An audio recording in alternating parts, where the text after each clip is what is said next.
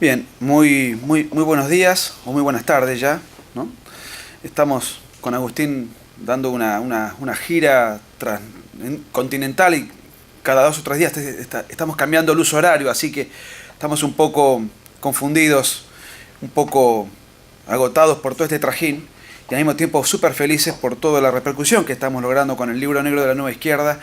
Y una vez más tenemos el gusto de estar aquí en el Instituto Interamericano para la Democracia, que ha tenido la generosidad de darnos un espacio, de acogernos, de anfitrionarnos y de permitirnos mostrar este libro y discutirlo. Así que, Carlos Sánchez Berzaín, muchas gracias nuevamente por permitirnos esta posibilidad. Quiero agradecer a Karen Holligan, que nuevamente tengo la gratificación personal de poder saludarla, alguien tan valiosa para la libertad en América Latina y puntualmente para el Ecuador. Va a ser muy corta esta presentación, un poco porque así está organizado este encuentro y otro poco porque la introducción de Carlos me obliga a alterar lo que yo tenía pensado decir, porque me sugirió algunas reflexiones. Una de ellas fue un poco el reproche cariñoso y afectuoso de que el libro es muy provocador, y la verdad que está hecho a propósito así. Y en lo personal, en lo que a mí respecta, el espíritu de la provocación lo aprendí de un notable pensador que yo admiro muchísimo y hoy nos honra con su presencia, y es Carlos Alberto Montaner. Yo cuando tenía 20 años, 18 años, ya no me acuerdo exactamente, me topé con un libro que para mí fue brutal. Me cambió el modo de concebir el pensamiento político y de presentar el pensamiento político, de pelear en las ideas. Y fue un libro que era de una provocación insolente, impertinente para la época, y fue el Manual del Perfecto Idiota Latinoamericano, en donde al izquierdista se lo tildaba de idiota. No solo al izquierdista también, sino al populista ya incipiente que en aquella época tenía alguna connotación xenofóbica. Me acuerdo incluso en un capítulo que nunca me voy a olvidar, llamaba "Qué linda es mi bandera". Entonces esto de llamarle por idiota al que objetivamente tiene ideas idiotas fue revolucionario en el sano sentido del término. No solamente era cada uno de los capítulos provocativo, impertinente, le mojaba la oreja al enemigo en un lenguaje inclusive panfletario, agresivo, pero con fundamentos sustantivos, con datos objetivos. Entonces, a mí eso me marcó para siempre en el modo de ver y concebir, presentar una batalla ideológica. En otro orden de cosas, yo coincido con lo que dice Carlos en que las categorías izquierda y derecha para mí no han muerto en absoluto, están más vivas que nunca, pero ha mutado la discusión. Porque como bien señaló Carlos, ya la discusión no pasa por la economía. Porque, digamos, las izquierdas, después de la caída del muro de Berlín, aceptaron la economía de mercado, con dirigismos, con cierta tendencia a la planificación, pero es cierto que aceptan la propiedad privada, la libre iniciativa, etc. Es por esta razón que las izquierdas se han tenido que ver envueltas en reformular su discurso, readaptarlo, reacomodarlo y presentarlo con otro lenguaje, con otra simbología, etcétera, etcétera. Por esa razón, escribimos este libro. Escribimos este libro por esa razón, porque desafortunadamente los ambientes liberales siguen autoalimentando su pensamiento y sus libros y sus ideas con arreglo a la economía, y han descuidado lo que es la lucha cultural. Entonces, ¿qué ocurre?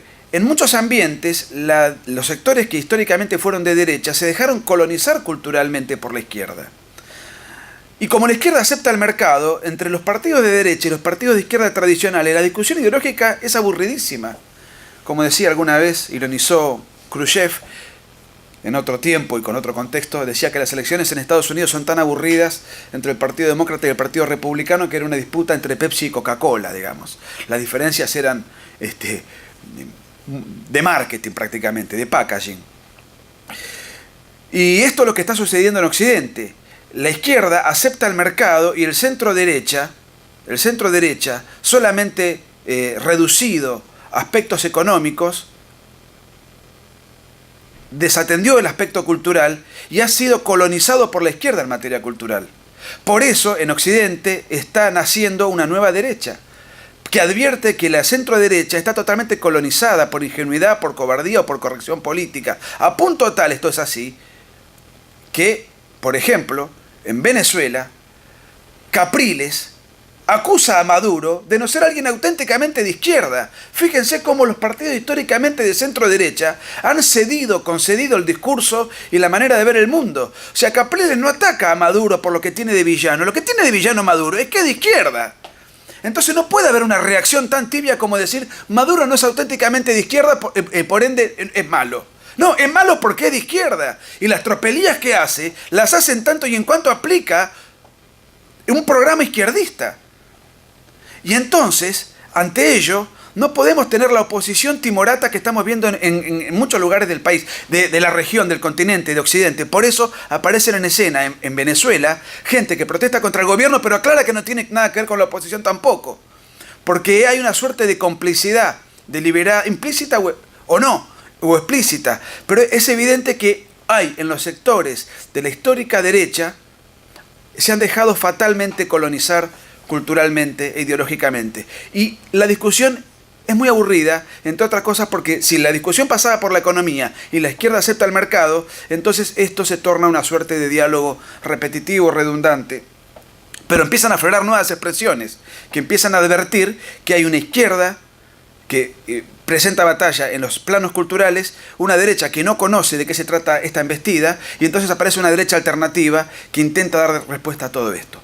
Y acá hay un punto de inflexión en esto, y es el año 1992. En el año 1992 la Unión Soviética cae, implosiona, y aparecen en todo el hemisferio expresiones de conflicto que antes no se conocían. Y esa es la nueva izquierda, y es función de la nueva derecha hacer un seguimiento de cada una de estas cosas.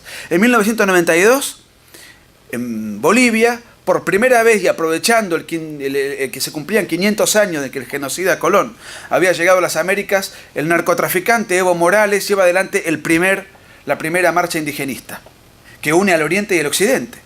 Y fue en el mismo año en que cae la Unión Soviética, que es el mismo año en el cual se crea el Foro de San Pablo, que es el mismo año en el cual en Argentina se lleva adelante la primera marcha por el orgullo gay, siendo que las libertades individuales están absolutamente contempladas. ¿Qué necesidad hay de enfatizar reclamos cuando las libertades individuales en el plano de la intimidad y los derechos políticos no tienen ningún tipo de discriminación a ningún sector por una tendencia erótica, etcétera? Surgen ahora con furia las militancias feministas, con más furia que antes. ¿Por qué razón? Si hoy las mujeres pueden llegar a ser presidentes en Occidente.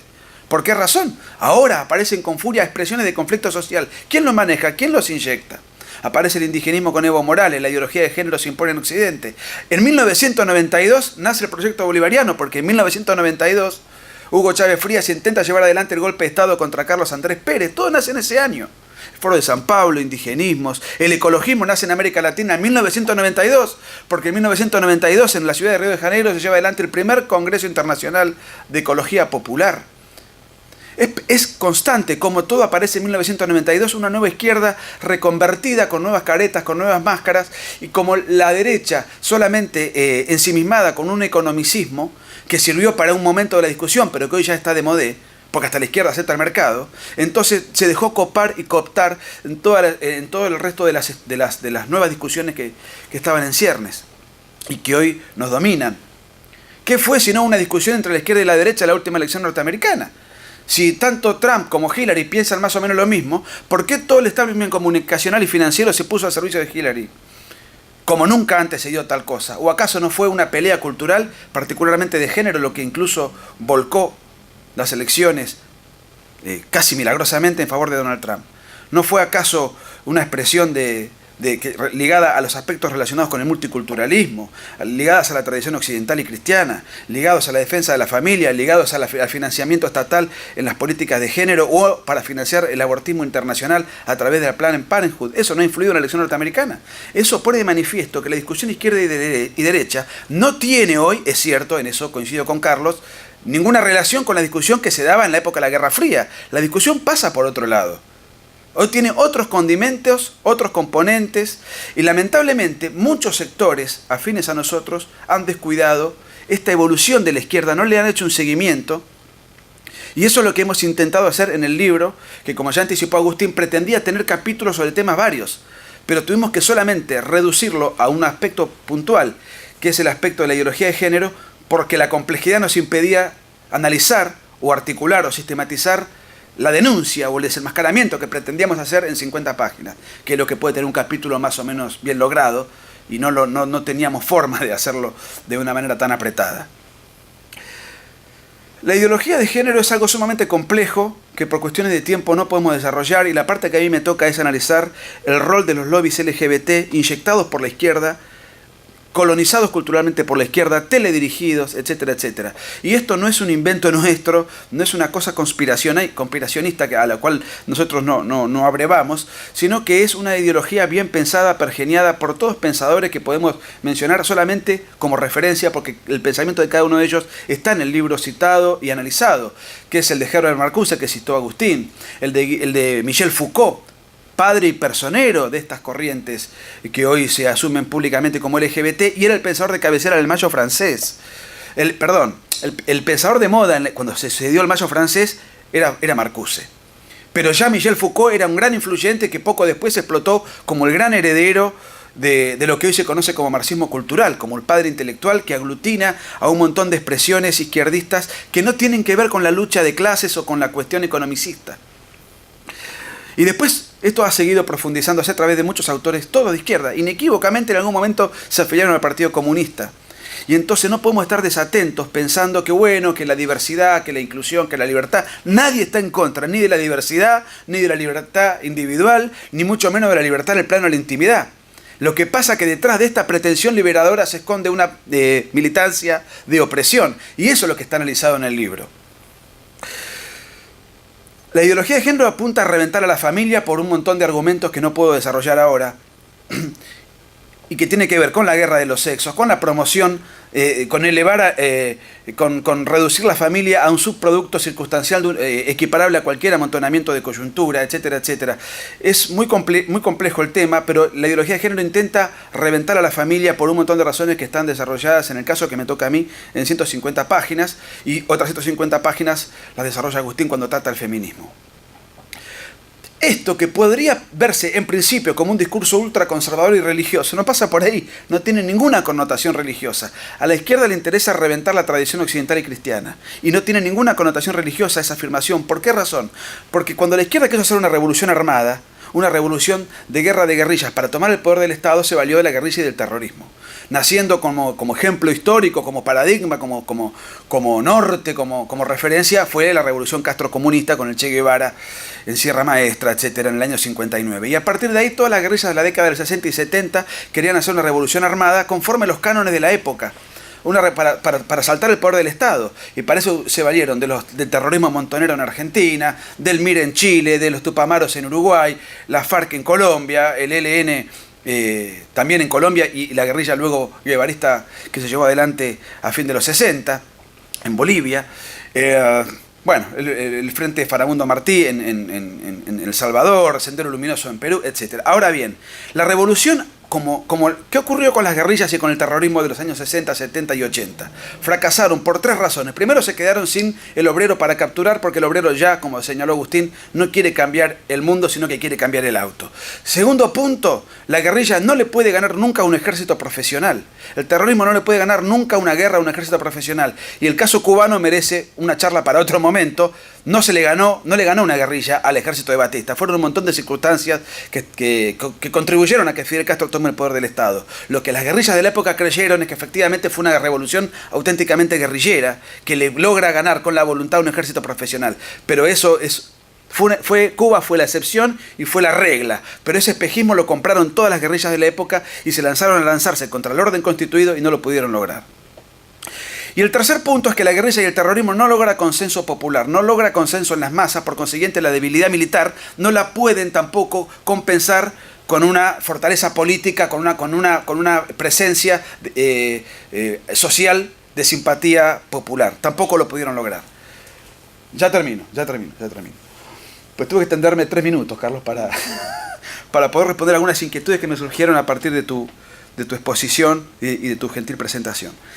El último punto es, si para hacer una revolución armada yo necesitaba balas, y mi enemigo para hacer una revolución armada eran las Fuerzas Armadas de cada Estado-Nación, las Fuerzas Armadas de cada comunidad política, porque para hacer una revolución armada, mi enemigo son las Fuerzas Armadas, porque las Fuerzas Armadas son el brazo institucional armado de cada país, que tiene que custodiar y garantizar el orden constituido.